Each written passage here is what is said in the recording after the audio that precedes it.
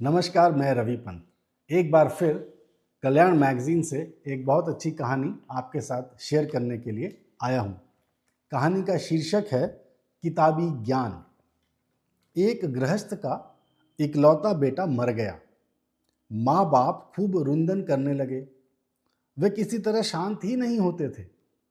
उनके यहाँ एक ज्ञानी साधु आए और पति पत्नी को उपदेश देने लगे। मृत्यु शरीर की होती है, आत्मा तो अमर है। आत्मा की कभी मृत्यु नहीं होती, अतः अपने पुत्र की मृत्यु पर तुम्हारा शोक करना व्यर्थ है। ज्ञान की बड़ी बड़ी बातें करके ज्ञानी जी चले गए।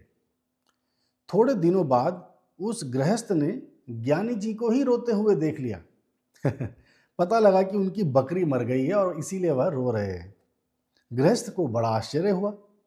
उसने साधु से कहा, महाराज, आप मुझे उपदेश देते थे कि किसी की मृत्यु पर शोक नहीं करना चाहिए। मेरा तो इकलौता बेटा मरा था, फिर भी आप कहते थे कि रुंदन करना उचित नहीं है। अब आप बकरी की मृत्यु पर ही रोने बैठ गए हैं। तो साधु ने कहा, लड़का तेरा था, किंतु बकरी मेरी है और इसीलिए मैं रो रहा हूँ। अन्य के इकलौते पुत्र की मृत्यु पर जो ज्ञान पैदा हुआ, वह स्वयं की बकरी के मर जाने पर कहाँ विलुप्त हो गया।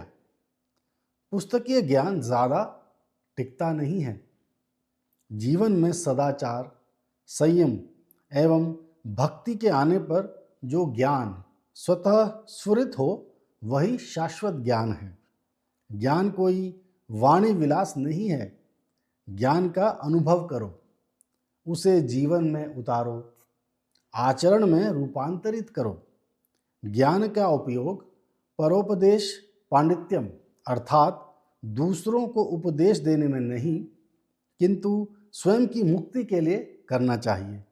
आचरण में लाए बिना ज्ञान की बातें केवल दंभ ही हैं, याद रखिएगा। और ऐसी बहुत सारी कहानियां लेकर मैं आता रहूँगा आपके पास। तब तक के लिए कीप वॉचिंग द चैनल।